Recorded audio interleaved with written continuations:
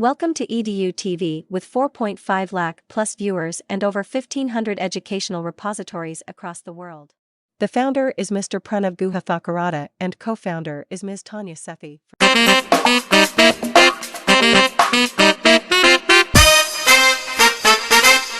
A very good afternoon to all our panelists present here.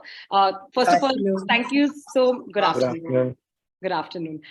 First of all, a big thank you to Mr. Pranav and Tanya from EDU TV. They have been doing tremendous and amazing work in the whole education sector, where I think one of the mottos which I feel personally is that they're connecting schools and universities together. And we all know that after schooling, it is the next big chapter in anybody's life is the next career, which is probably getting into a college, which can be in India or outside India, and with multiple programs. So a big thank you and a shout out to EDU TV for that. And before we move further, a very good afternoon to all the panelists present here. I would like to quickly introduce everybody on the panel, and I would definitely start with Miss Rama Daya ma'am, because we met last week as well on a Zoom call. So a very good afternoon, ma'am. Mrs. Rama Daya is a principal of DPS Sirsa and a very dynamic educationist herself, and I welcome her today on this call. Then we have Miss Vibha Khosla, who is the principal of Sri Ram Global School in Delhi West, in New Delhi. A very good afternoon, ma'am, and thank you so much for joining us. Good afternoon. Thank you so much. It's my pleasure. Then we have Mr. Yudhishthir Puran Singh, who's the managing director of Dehradun Hills Academy, based in Dehradun. And we all know that Dehradun and Mussoorie is one of the hill station, which is, I think, very close to a lot of our hearts. Miss Rama ma'am also have a connection with Dehradun. And thank you so much, sir, for coming today on this call. Good afternoon. Thank you. And then last not the least, we have Mr. Gautam Sarkar, who's the principal of ABVB School in Hooghly. A very good afternoon, sir, and thank you so much for joining us today. Good afternoon to all of you. Good afternoon. Right. So before, I would just like to throw the topic for the today, and we all will be talking about a very important I wouldn't say it's an issue, but it is something which is very close to school community, wherein traditionally, we have always been focusing about marks, that you get marks and you can get any dream college. I think everybody traditionally, I'm sure my time and even your time, or even our parents' times, it's always been the marks which has been taken everything. A student's life, their lifestyle, their personality, their interests, their hobbies. I think, nobody really focuses on individuals, but the focus is only on getting marks, and now we feel that it's very important to really break this chain, and we have experts today who can give their advices on how we can really break this chain and bring the new change into the education system. So the topic for today is the relentless pursuit of high marks often lead to neglecting of holistic learning. So I would first open the panel to our speakers, and we can definitely start with Ms. Vibha first, and then we can go to Ms. Rama, and then we can have views from Mr. Singh and then Mr.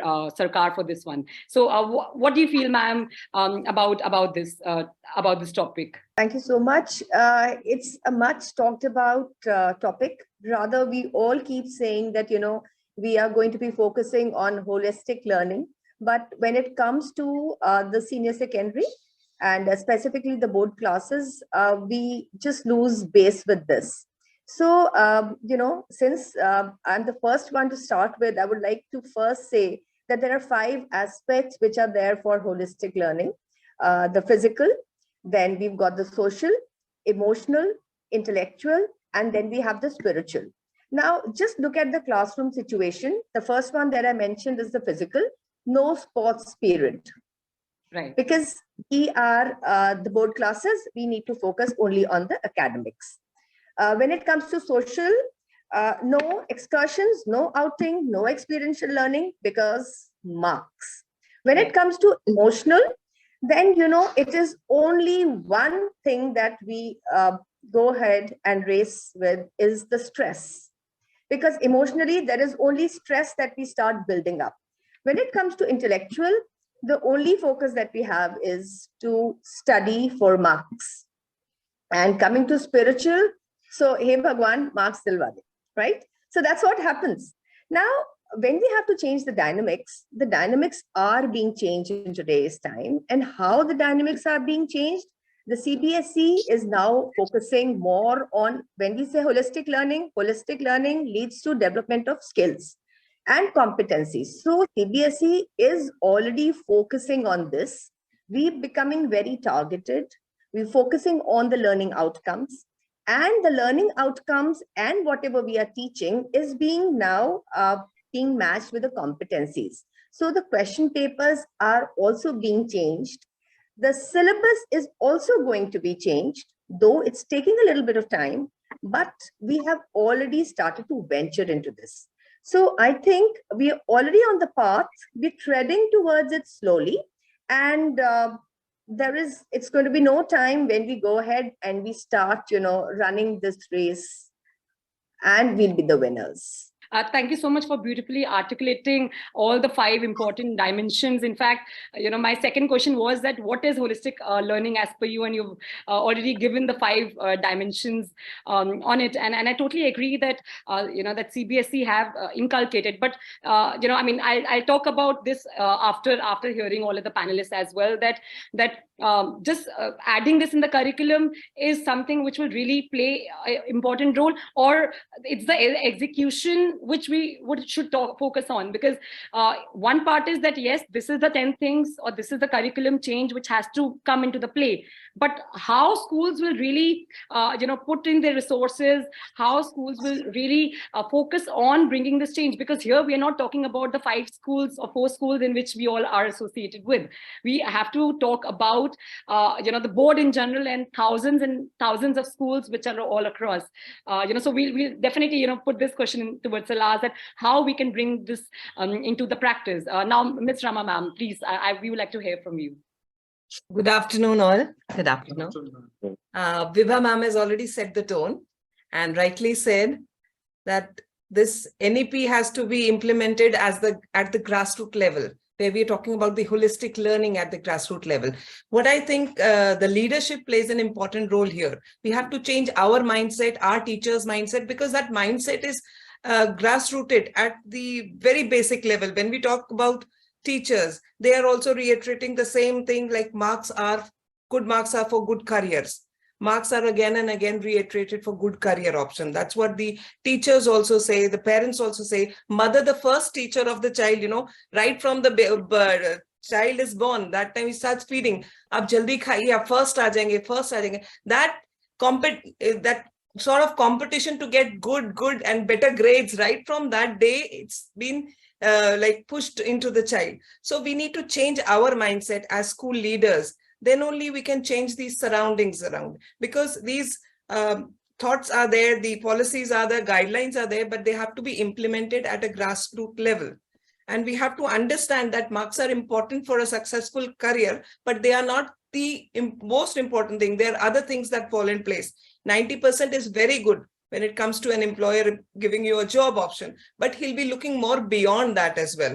So we need to educate our children, we need to educate our teachers, the whole school scenario around that, yes, the other life skills are also important, and only holistic learning. It is not just running after marks. We have to look for learning, proper learning. Is that learning taking place? Actually, learning should be taking place, and only then it is holistic learning, rather than running after the marks and grades.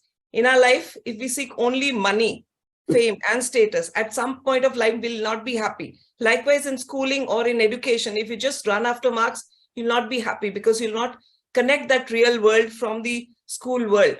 So that connection will be lost somehow. So we as leaders have to change that mindset within the parents community and the teachers community and the students community. And yes, advocate on more of life skills. I think that is how we can bring about that change. Right, ma'am. Of course. I mean, while I was listening to one question which just popped up into my head was that, I still remember, I mean, throughout my schooling, the first thing which the teacher used to say is attendance. So why attendance is important, why I'm forced to enter a classroom. To be honest, the first thing I think, we as educators should do is that to rid away the attendance, and let's see then how many students will actually come into the class, rather than we telling that this is what you have to study today. Why can't we ask students, that, hey, come on, what do you want to learn, rather than we want to force that this is what you should learn. So these are certain things which, after hearing it to both of you, ma'am, I mean, these were the things which were just popping up, because I mean, during my schooling, during my graduation, nobody asked me what I really want to study today. There was always like a set timetable, there was always like a set pattern, and I was kind of, I mean, not me, I'm talking about all other students. I think we were like more forced to enter the classroom, and the only thing was like, marks to chalo theek hai, attendance, I mean, 80% attendance nahi milega, we'll be rusticated. I mean, so is that something which we should change at the grassroots level, which you said about, training and development? So this was also, I mean, ma'am, what do you say? I mean, let's at least have your discussion on this. See, is it possible? I mean, in the first go, really? Yes. Even if you say attendance, we can advocate that as one way of consistency. Is the child consistent in coming to class? Is he punctual to the class? And then what is the learning outcome of his coming to the class? That can be a way of assessment through marks also, and other parameters as well. So attendance is good. Like we always advocate that attendance should be there. But then this attendance is only for his punctuality to class, his consistent to class, and his consistency to learning. And then we can always assess him through various parameters. What are the various learning outcomes? And one more thing, what the drawbacks of our education system is, yes, we have a definite criteria to measure the good marks, like marks assessment is there, but there is no criteria or definite measure to measure the performance of his skills. Right. So we need to work on that also. How do we assess them on these skills as such? Right, ma'am. Definitely. I think, I mean, I would have participated in so many activities, but to be honest, after class 12, nobody asked me that how many certificates you actually have in your kitty. We always say that certificates are important. Your SOP should be important, but are we really taking all these measures into the real life practice or not? Now, quickly, we'll move to Mr. Singh. Sir, your views on the topic today, please. Thank you. Good afternoon, everybody. I will just touch upon what Ms. Vibha and Ramaji had touched upon. I think more than anything else, it's the societal mindset that we have to change. That mindset is something which is bothersome. Let's suppose me or anybody, any of the panelists wants to inculcate a change. We will have hundreds of parents telling us, "Aap ye kyun kar rahe hain?" We feel there is more importance that should be given to a, let's suppose, a maths class. Maths class se zyada fayda milega. I mean, if you're talking to him about maybe how to behave in front of others, how to prepare for an interview, these are last on the bit as far as parents are concerned. So I think on a whole, I mean, I would request the Honorable Prime Minister, I mean, he's the one who brings about these, inculcates this change, nationalistic pride. I mean, please get across to all the stakeholders that the mindset has to change. We have to love it. We have to love schools. What you touched upon, Vani, was, I mean, students.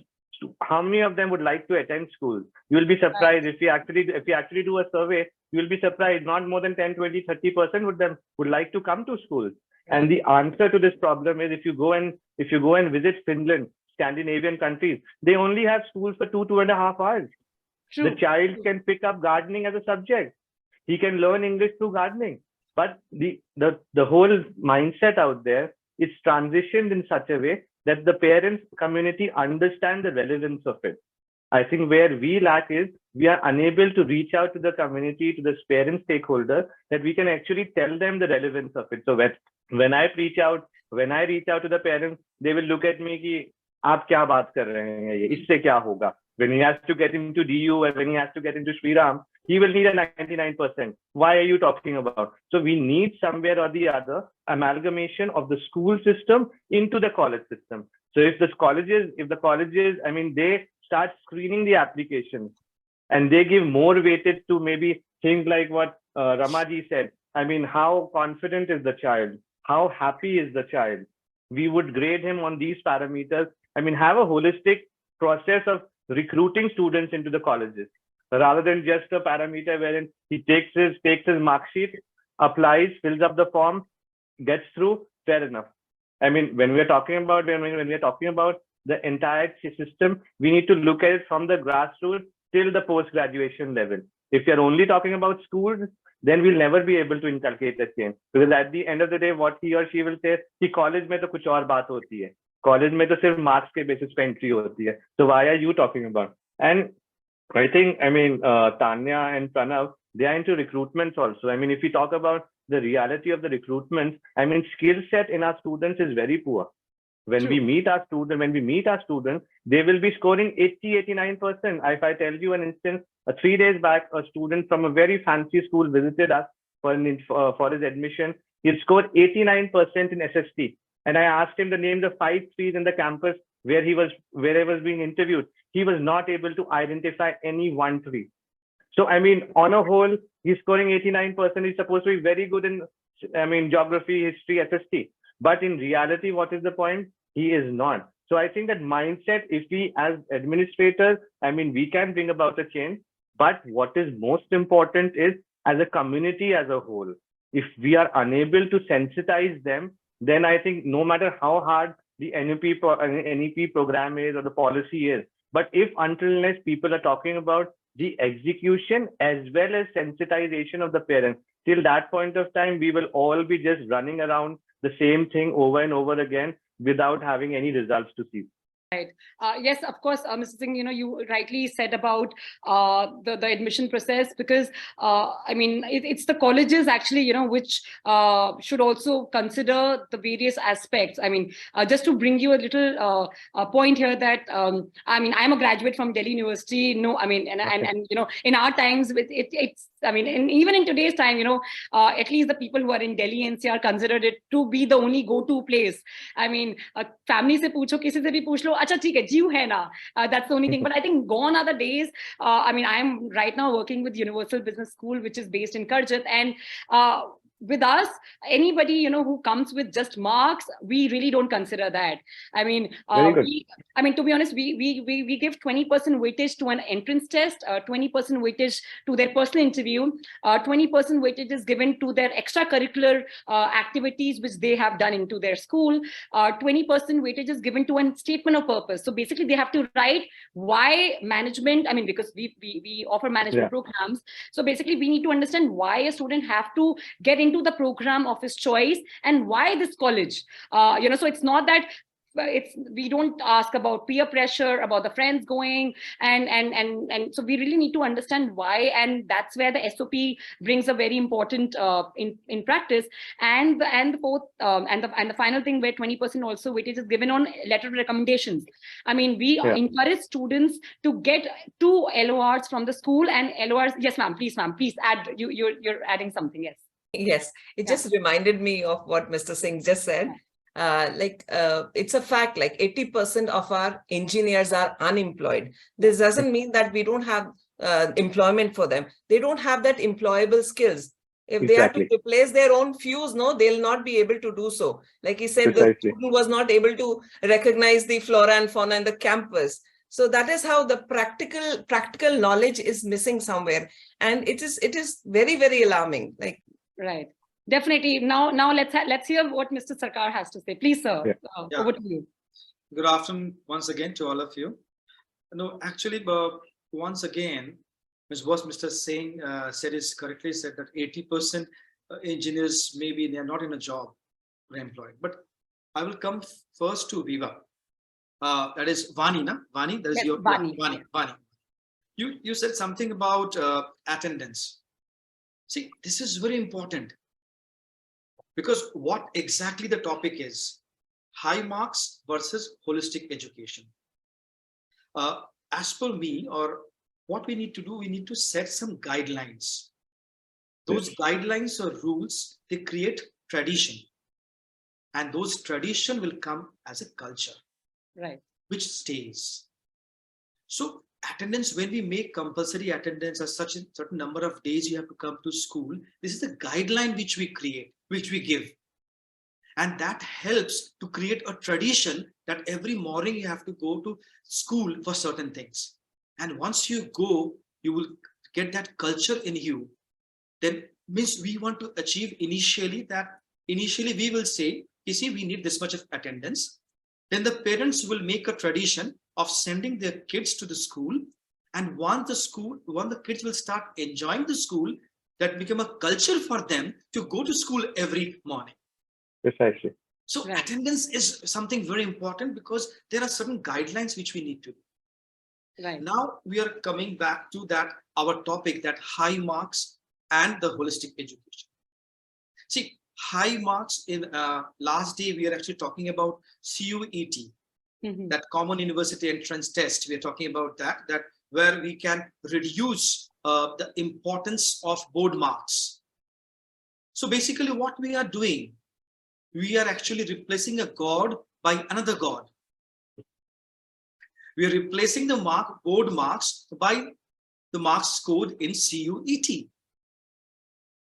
So if we really want to implement something which is effective, why can't we introduce open book exam in higher education, like in class 10 and 12? For school level, at least one term, where directly their understanding can be measured to some extent. See, this is what means grassroots level possible, like this kind of education where we will not think of marks may be possible at grassroots level, at lower level, primary section. But what about the higher secondary and secondary level? Because ma'am, unless or until we change the mindset, we refers to the society and the employer. We cannot deny the fact that we need to get employed by some employer. True. Like, okay, the performance will come secondary. Just now you said, your entrance also is 20% weightage given to the marks. It means still you are there with the marks. Suppose a student from St. Stephen's, and suppose I'm the employer, the moment I will see St. Stephen's or IIT Kharagpur or St. Xavier's, consciously or unconsciously, we give them the weightage to that person. Yeah. How that person will get into that college? Through the marks. If you get an entrance exam, just now you said you take entrance exam, and again, one god is replaced by another. You are not considering my board marks, but again, you are judging me through my marks scored in your entrance exam. And what is the difference? No difference is there. There must be something which can judge my understanding, which can judge my skills.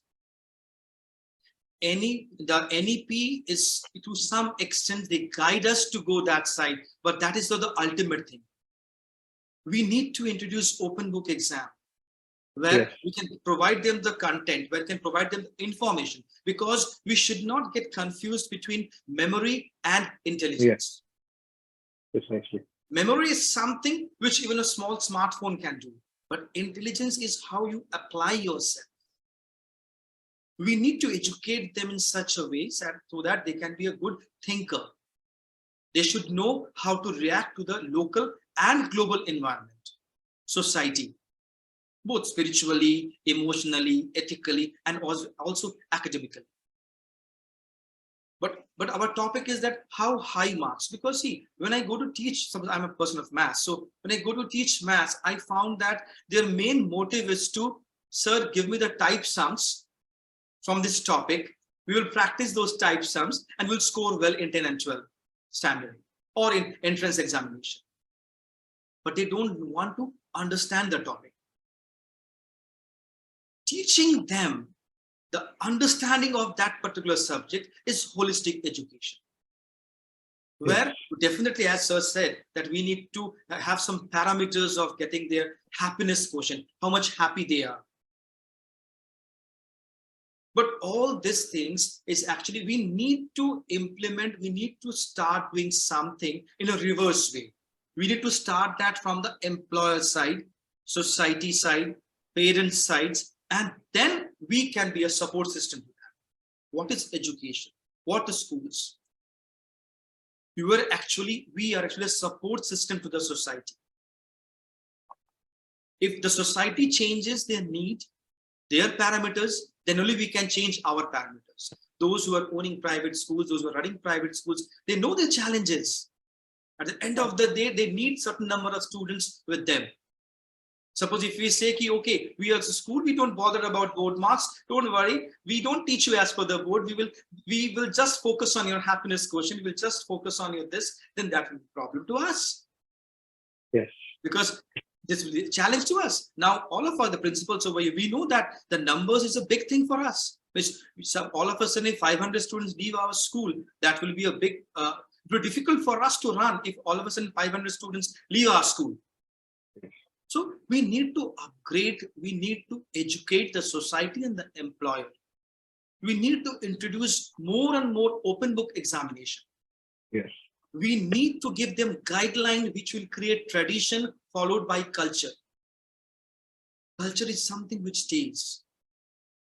So holistic education is all 5 things. As ma'am said, that all 5 parameters, all 5 areas, which includes ethical, social, academic, spiritual, emotional.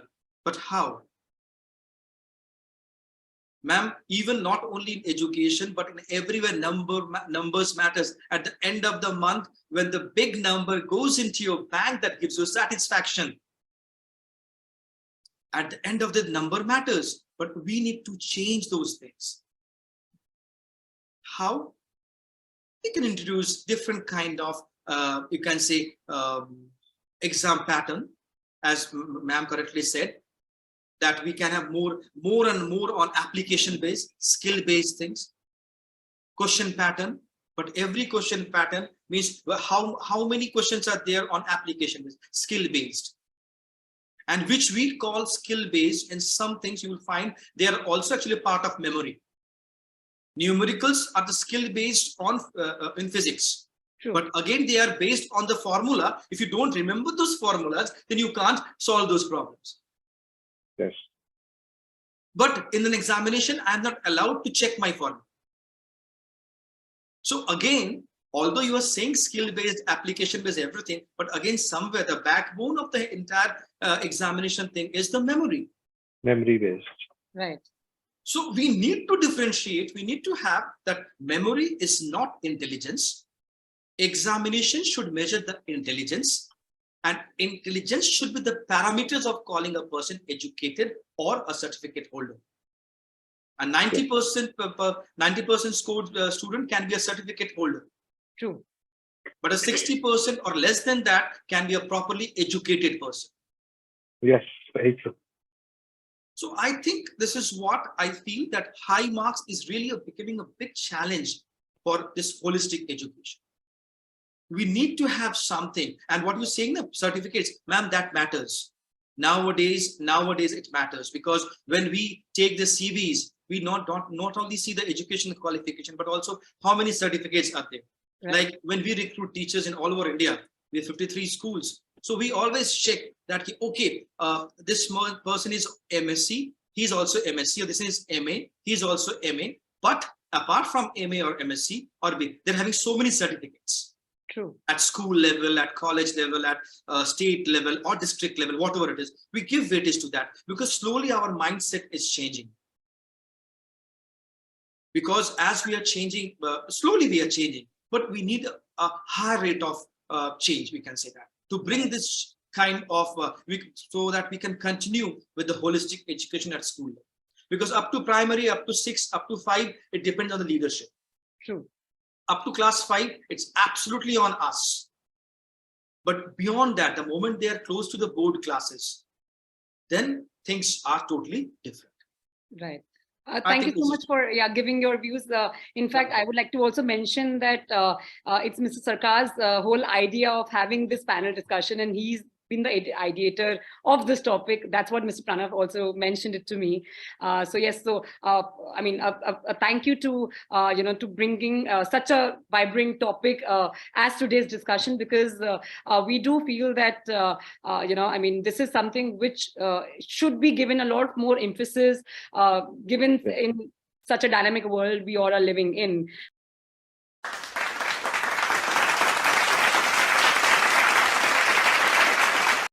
Ladies and gentlemen, as students of Delhi Public School, Bangla East, we, Ashriya and Melanie, are excited to announce that EDU TV has started a movement for higher education for all. We are proud to inform you that corporates and Indian private universities have joined this movement by offering scholarships to eligible schools across the Indian subcontinent, Southeast Asia, Gulf countries, and Africa. These scholarships are based on merit, sports, extracurricular activities, need-based, principal's recommendation, innovation by students, girl scholars, wards of defense personnel, daughters and sons of teachers, admission aspirants from remote places, SAARC country aspirants, students who studied in war zones, single parent, students with more than 2 siblings, and students whose parents are not eligible for bank loans. This is a fantastic opportunity for many students, and we are thrilled to see the positive impact it will have on their education. We urge other school corporates and universities to join this movement and support higher education for all. Thank you.